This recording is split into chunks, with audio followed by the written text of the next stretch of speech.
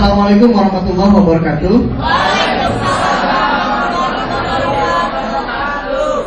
Saya datang ke sini bukan untuk mengajari teman-teman ya. Saya datang ke sini untuk belajar tentang transformasi diri atau personal transformation. Kalau yang tadi 4 pertama mungkin sangat populer, tapi kalau yang AQ itu makna sederhananya adalah kecerdasan ketika menghadapi suatu kesulitan ya. Jadi sebetulnya bagaimana kemampuan seorang individu itu mendayagunakan semua kecerdasan yang 4 pertama tadi ya, digunakan ketika menghadapi kesulitan, terutama penderitaan, kesengsaraan dan lain sebagainya ya. Itu hanya sekilas sebelum kita masuk ke materi personal transformation atau perubahan diri ya, transformasi diri. Nah, saya tanya ke teman-teman, apakah teman-teman yang hadir di sini butuh dengan perubahan diri? Ada nggak yang merasa tidak butuh? Saya kayaknya sudah sempurna nih, atau saya sudah mencapai tujuan saya sehingga saya tidak perlu berubah. Ada nggak? Ya, saya ingin berubah. Dari mana? Dari keadaan sekarang menjadi keadaan yang lebih baik. Kira-kira apa sih makna gambar background ini? Ada yang bisa menjelaskan? Boleh? Ikan ya. Ikan. Bagaimana ikan sedang apa itu?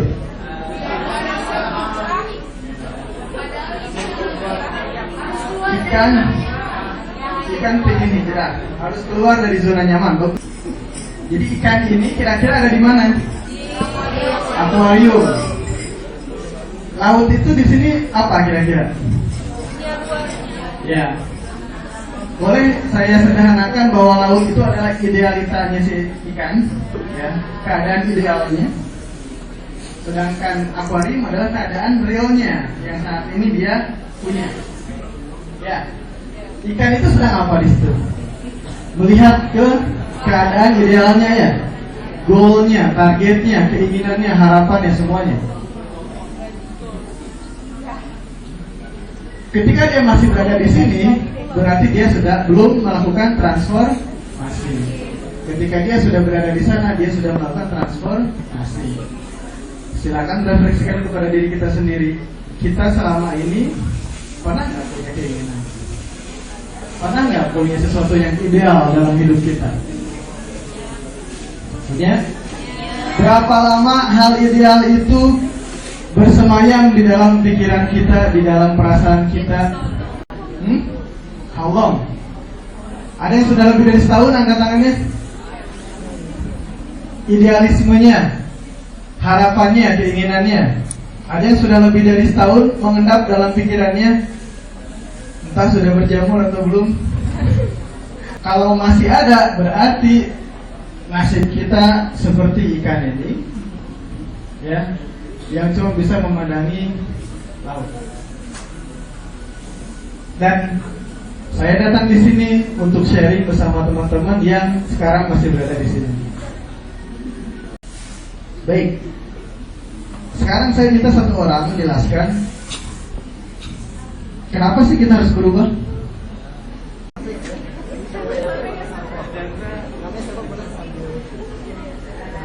Nama saya Diandra. Kenapa kita harus berubah? Karena kayak ikan tadi, kita harus bisa mencapai idealitas yang kita inginkan.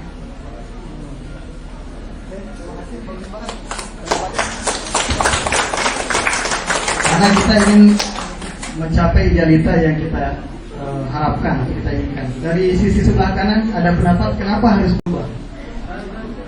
Mungkin sudah ada yang merasa bahwa saya sudah cukup enak tuh saat ini, punya orang tua, punya apa lagi? Punya pacar. Belum. Jadi perubahan itu adalah diperlukan oleh kita semua. Oke ya. Tadi saya sudah meminta teman-teman untuk melakukan refleksi ya, bahwa teman-teman mungkin sudah punya hal-hal ideal dalam hidupnya ya. Tapi ketika itu belum tercapai, dalam realitanya belum tercapai, Maka disinilah teman-teman harus melakukan yang namanya perubahan. Apa sih yang harus dirubah teman-teman dari diri kita ini? Ya, keadaan real kita sekarang itu sebetulnya apa sih? Sepakat nggak kalau itu adalah hasil? Ya. Jadi kita sekarang ini itu adalah hasil dari apa? Apa yang sudah kita lakukan, ya, pikirkan, rasakan dan sebagainya. Nah, oke, saya di sini membuat model sederhana, teman-teman. Di sini ada semacam persamaan matematik ya. Jadi hasil di sini, keadaan kita sekarang hasil adalah apa? Penjumlahan dari kejadian atau peristiwa ya ditambahkan dengan respons kita terhadap peristiwa itu. Kalau kita perhatikan teman-teman, dari ketiga variabel itu sebenarnya yang ada di dalam kontrol kita, di dalam kendali kita itu cuma satu, yaitu respons, ya enggak? Peristiwa kejadian di lingkungan itu kita nggak bisa kontrol. MEA terjadi bisa nggak kita kendalikan? Nggak bisa. Event gitu ya, peristiwa. Tapi respons kita lah yang akan menentukan hasilnya, ya, outcome atau hasil. Jadi kalau respons kita di sini misalnya negatif terhadap kejadian MEA, maka hasilnya pun akan negatif. Variabel yang ada dalam kontrol kita adalah respons. Nah, kita merespon peristiwa itu dengan apa? Dengan seluruh hal atau semua bagian yang ada dalam diri kita ya. Pikiran kita ya enggak? Dengar kata MEA, pikiran kita merespon bagaimana? Ya. Ada input dari lingkungan yaitu MEA, feeling kita, perasaan kita merespon bagaimana? Betul? Kemudian action kita, doing kita, perbuatan kita atau tindakan kita meresponnya seperti apa? Jadi yang di dalam kendali kita, di dalam kontrol kita cuma 3 hal ini saja. Dan itu yang menentukan hasil. Teman-teman bisa berubah ya, dari kondisi sekarang menjadi ke kondisi yang lebih baik kalau teman-teman merubah 3 hal ini. Semuanya teman-teman yang ada di sini, silakan temukan satu kata ya, yang itu sangat merepresentasikan siapa teman-teman. Ya, langsung, nggak usah dipikir dulu, saya ingin kelihatan keren, jadi pilih kata ini, nggak usah ya. Temuan pertama, kata apa sih yang mau pilih teman-teman? Saya banyak.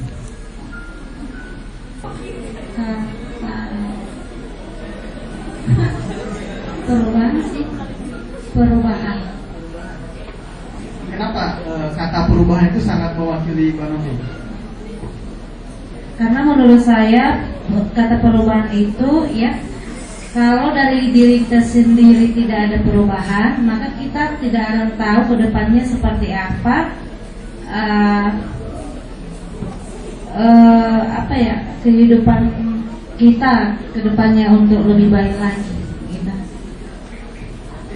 Tolong aplaus untuk Mbak Novi.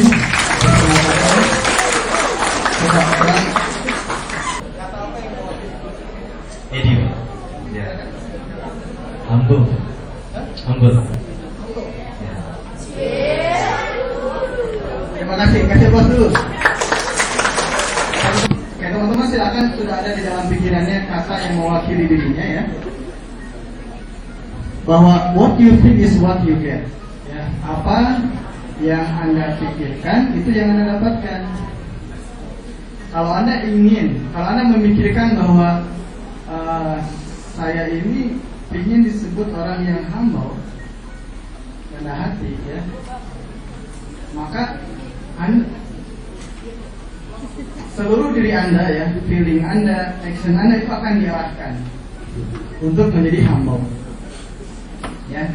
Kalau Anda berpikir bahwa MEA itu negatif, ya, maka Anda akan mendapatkan itu, ya, bahwa MEA itu negatif, ya.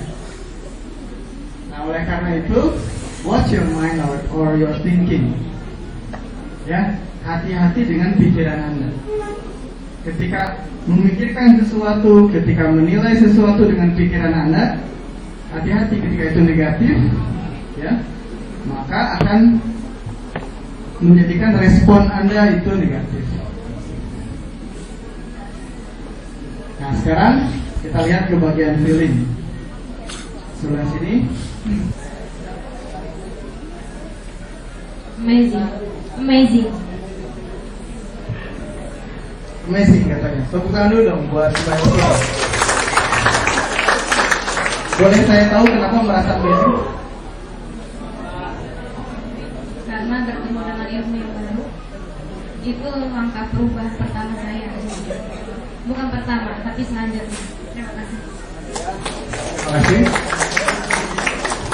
Oke, ada yang sedang merasa sedih hari ini? Malam ini, saat ini ada nggak?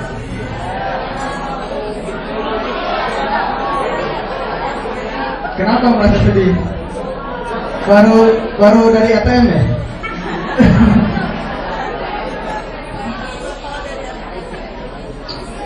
Coba teman-teman yang saat ini sedang bersedih, ya, saya jamin bahwa apa yang teman-teman dapatkan adalah kesedihan, betul nggak? Ya, nggak akan Anda dapatkan kegembiraan, nggak mungkin. Ya, kalau teman-teman sekarang perasaannya sedang gembira, sedang senang, sedang happy, itulah yang Anda dapatkan. What you feel is what you get. Oleh karena itu, watch your heart or your feeling. Ketika Anda sedang merasa sesuatu, cek itu, ini negatif enggak ya? Kalau negatif, wah bahaya nih. Saya berarti sedang memelihara sesuatu yang negatif. Nah, sekarang satu lagi. What you do or act is what you get. Apa yang Anda lakukan, yang Anda tindakan yang Anda lakukan, itulah yang Anda dapatkan. Betul tidak? Ini adalah konsep yang sangat sederhana, ya. Oleh karena itu, berhati-hatilah atau perhatikanlah action Anda, tindakan Anda, perbuatan Anda, ya.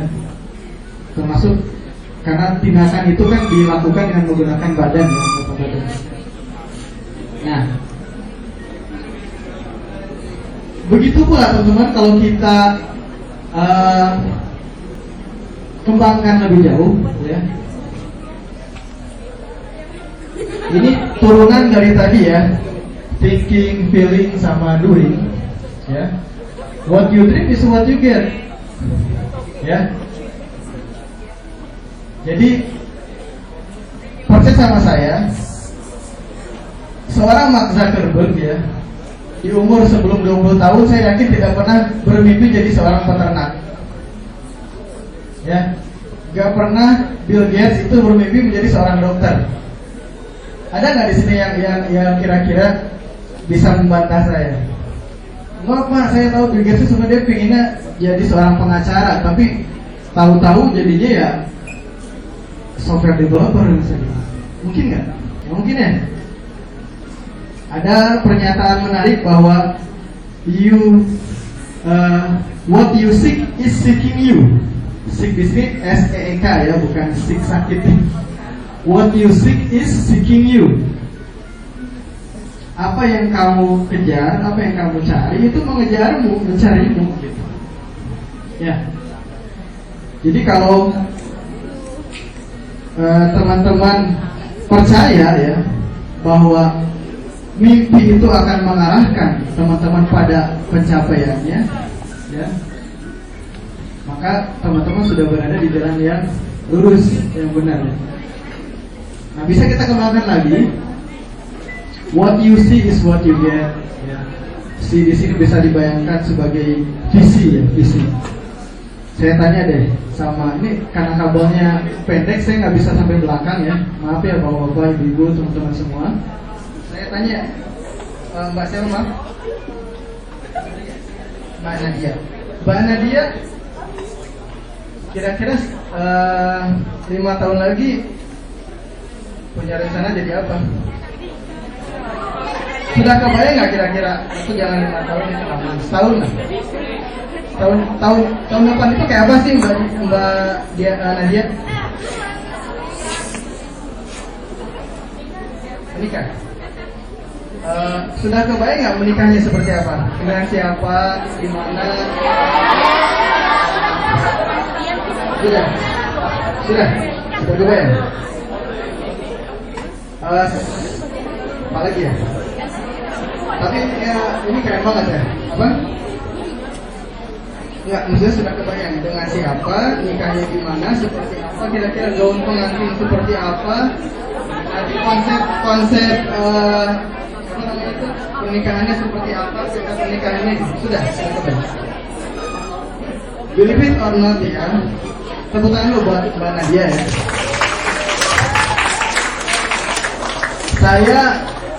Karena saya sudah membuktikan sendiri, believe it or not, nanti teman-teman silakan cek tahun depan ya. Kita bisa buktikan kalau thinking, feeling, sama action yang Mbak Nadia sudah menyatu dengan yang sudah dia lihat, di alam visi, maka itu yang akan terjadi. Dan kita doakan kalau akan terjadi ya, karena itu hal yang sangat baik. Oke. Kemudian kita bisa kembangkan lagi bahwa what you say is what you get. Saya sering kali terjebak di sini. Jadi kalau kita sedang berkendaraan, mau naik motor, naik mobil, kemudian terjebak macet, biasanya apa respon kita? Rumah, kesel, ngumpet, ya nggak? Mencaci maki dan segala macamnya nggak? Keluar itu di situ. Ya nggak? Masalahnya adalah apakah kemacetannya selesai? Tidak ya? Apa yang terjadi kemudian? Outcome-nya apa? Kita jadi stres, ya nggak? Bete dan sebagainya. Bayangkan power of what you say.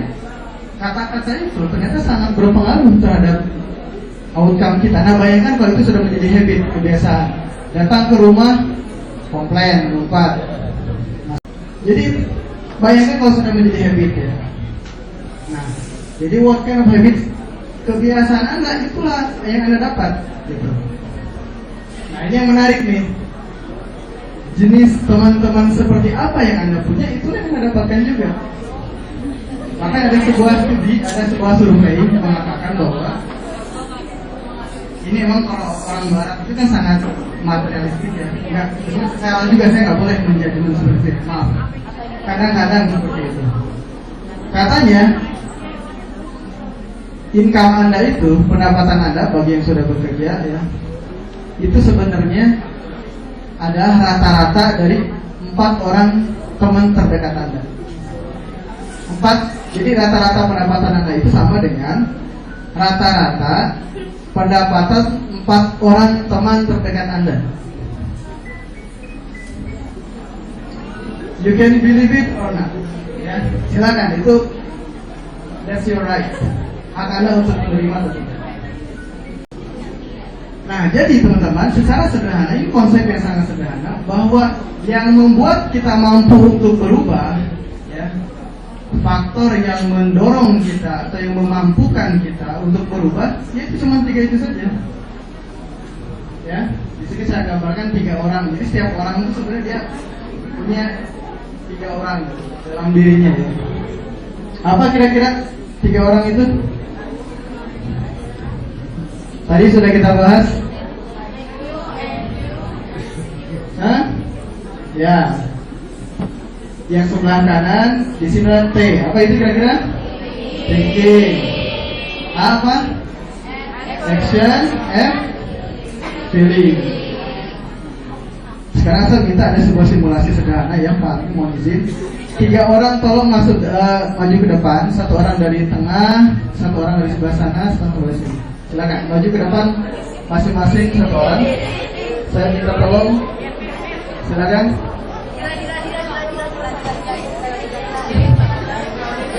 Ayo. Ketika Anda merasa malu, pemalu, that is what you get. Ya. Satu lagi tolong yang di tengah. Silakan maju 1 lagi. Volunteer, relawan, silakan tolong. Mr. Hambo,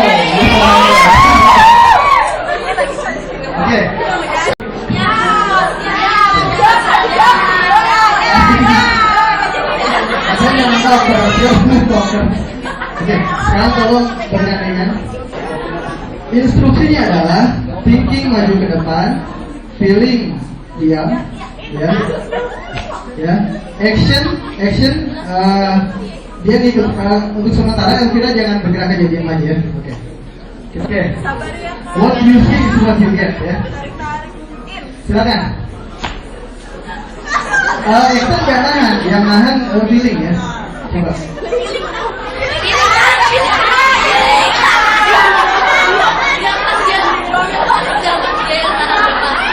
Action ikut aja, mau ikut action, tapi kan yang nahan feeling.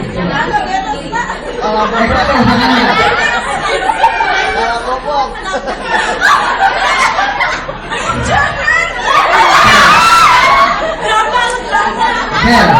Sekarang skenario kedua ya, skenario kedua.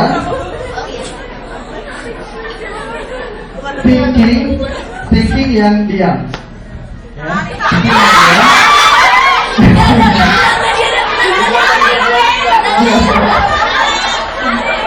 Oke. Atau skenario yang ini deh, biar tetap ya kan waktunya sudah habis. Feeling sama thinking bersepakat. Ya. Thinking pengen maju, feeling kemudian bersemangat. Aku seneng, aku pengen maju, aku kayaknya enjoy banget ya kalau aku maju. Ya, jadi feelingnya mendukung. Action nggak usah memberikan effort apapun, effortless aja nggak apa-apa ya. Coba kita coba. Ya, thinking, feeling maju, action diam aja nggak apa-apa. Tapi nggak nahan ya. Gitu. Ayo, terus. Sip. Ya. Sekarang yang terakhir, ketiga-tiganya terintegrasi, ketiga-tiganya bersepakat untuk maju. Coba, silakan maju semuanya. Oke ya. Terima kasih ya atas kesediaannya, terima kasih. Sekarang refleksikan itu dengan diri kita masing-masing. Saya Holisa Lali Fadila. Holisa, bagaimana Pak makna aja? Apa sih makna dari simulasi tadi? Jadi kalau thinking, feeling sama action itu bisa jalan bareng-bareng akan lebih baik. Lebih cepat berubah, lebih cepat pindah kan ya? Iya. Pergerakannya lebih cepat. Lebih mudah nggak? Iya. Lebih mudah ya. Oke. Kalau nggak saling mendukung gimana? Berarti nggak balance antara satu sama yang Malah lain. nggak ada yang nggak maju ya, nggak bergerak, nggak pindah, nggak berubah ya, atau berubah tapi sangat berat ya. Oke, terima kasih ya. Aplausnya untuk Pak Fadila. Gitu ya. Jadi yang teman-teman tadi sedang peragakan oleh tiga teman kita tadi itu tentang response, how we respond to the event, ya, that creates outcome. Ingat, itu yang terjadi sama kita. Jadi kalau yang mimpinya masih mengendap bertahun-tahun dalam pikirannya, kenapa? Karena feelingnya tidak ada di situ. Actionnya pun jadinya kan, action itu kebanyakan follower, pengikut ya. Jadi kalau kita lihat orang-orang yang sudah berubah, melakukan transformasi, ya, misalnya contoh Bill Gates, kalau kita baca historinya, ya, success story-nya, kurang lebih selama 4 tahun tidur cuma 3 atau 4 jam. Ya, apa artinya itu teman-teman? Thinkingnya bahwa dia akan menciptakan sesuatu yang besar. Feelingnya gimana? Aku jatuh cinta ya nggak? Aku sangat mencintai mimpiku itu gitu. Ya nggak? Jadi hampir-hampiran si actionnya pun itu uncontrollable gitu, unstoppable. Bisa tidak tidur, ya bisa tidur cuma 2 jam, 3 jam saja. Nah pertanyaannya adalah, apakah kita sudah pernah seperti itu atau belum? Percaya atau tidak kita pernah mengalami keadaan itu? Pikiran, perasaan, dan perbuatan kita menjadi satu.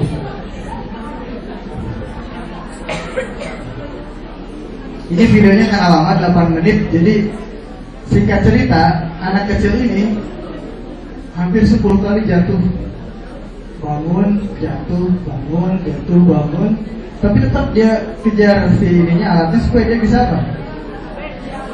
Bisa berjalan.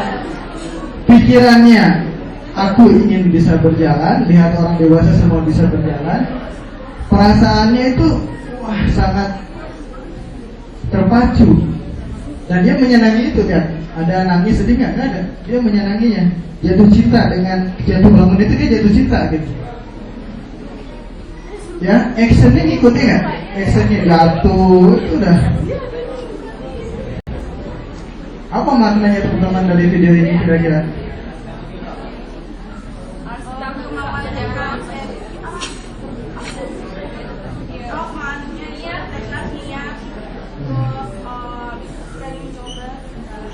Iya.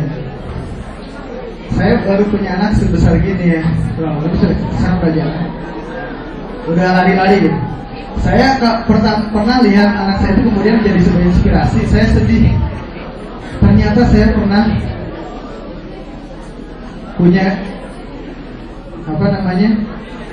feeling, thinking, dan action saya sangat terintegrasi seperti itu. It means what? It means that I have to relearn. Saya harus belajar lagi. Saya pernah dulu seperti itu. Ya nggak?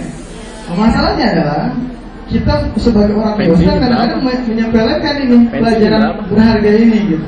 Pensi. Sebagai orang dewasa kalau gagal ya sudah nggak bisa lanjutin. Habis nih. Padahal bayi-bayi kalau gagal gimana? Terus dia lakukan sampai kemudian coba. Kita hampir-hampir orang tua tidak pernah kok berjasa membuat bayi-bayi itu dari terlentang, kemudian jadi tengkurap, kemudian jadi duduk, jadi merangkak, ya, berdiri sampai jalan. Saya sendiri saya nggak merasa saya pernah punya planning untuk membuat mereka seperti anak saya seperti itu, nggak pernah. Ya, dia sendiri yang melakukan. Ya, yang maksud saya adalah teman-teman, kita nggak usah lihat contoh-contoh besar Bill Gates dan sebagainya. Kita pernah seperti itu. Nah sekarang tinggal kita belajar lagi dari keberhasilan kita yang dulu, ya. Kemudian kita terapkan saat ini. Sudah pada tahu teman-teman? Orang ini udah tahu ya? Yang tidak punya no arms, no legs, no worries, dia bilang. Jadi dia bisa memprogram pikirannya, perasaannya, sama perbuatannya sehingga menjadi that fabulous, sangat hebat seperti itu. Kita aja maaf ya, yang sudah lengkap, cuman kurang sedikit apa misalnya di sini ada tai lalat gede, jadi nggak mau tampil, nggak mau maju, ya. Tapi dia sudah bisa memprogram pikiran, perasaan, sama perbuatannya sehingga bisa melakukan hal-hal yang hebat. Ya, jadi ini adalah outcome yang diperoleh oleh person atau pribadi yang sedang melakukan transformasi dirinya. Ya, menginspirasi orang-orang normal dan sebagainya. Tadi kita lihat di awal ya, gambar ini. Ketika kita tidak menggabungkan 3 kecerdasan tadi, thinking, feeling, sama action, doing, kita akan tetap seperti ini nih. Anda bisa jadi seperti ini, atau Anda bisa menjadi seperti itu. Ya, itu adalah pilihan. Jadi konsepnya tidak sulit, sangat sederhana, ya. Dikaitkan sama Mea pun sama. Bagaimana Anda memprogram thinking Anda, feeling Anda, doing Anda ketika menghadapi isu Mea ini, itu akan mempengaruhi outcome. Jadi apa? Siapkan diri. Thinking Anda berpikir positif, wah Mea, wah berarti saya bisa kenalan sama banyak orang dari warga negara-negara Asia dong, ya nggak?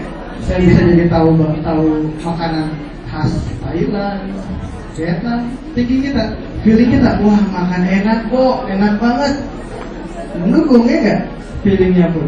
Actionnya pun gimana? Kalau begitu, saya harus mempersiapkan diri supaya nanti ketika bicara sama mereka bisa. Tips sederhana dari saya, ketika teman-teman berpikir negatif, flip it, ya, langsung ubah. Jangan betah memelihara pikiran negatif. Langsung ubah. Wah gila nih sekarang kayaknya gue gak punya duit nih. Thinking kan, thinking gitu bilang. Langsung ubah, karena thinking itu negatif dari situ. Saya gak punya duit. Gila gak punya duit. Langsung ubah. Gue cari duit. Langsung flip. Jadi harus segera diubah ke hal yang positif. Bete nih, harus berubah. Gue seneng banget nih sekarang. Jadi harus flip it. Meskipun itu ada act as if, ya, bertindak seolah-olah, ya, tapi itu akan mempengaruhi, ya, itu tips sederhana. Nah, jadi teman-teman, bahwa untuk mengintegrasikan kecerdasan yang tadi 3 itu, ya, thinking, feeling, sama doing, tetap kuncinya ada 2, yaitu belajar dan bekerja. Ya, jadi belajar terus bagaimana melatih, ya. Kalau kita lihat dari bayi tadi, kemudian dari si Nick itu, ya, itu karena adanya latihan terus, thinkingnya dari negatif ke positif, terus dipositifkan, feelingnya pun sama, doingnya pun sama. Jadi dengan belajar dan bekerja, learn and work, ya. Ya teman-teman, dari saya untuk sesi materi itu, selanjutnya saya serahkan lagi ke Pak Armi, ya. Terima kasih atas perhatiannya dan juga para volunteer, ya. Nanti tanya jawab ya.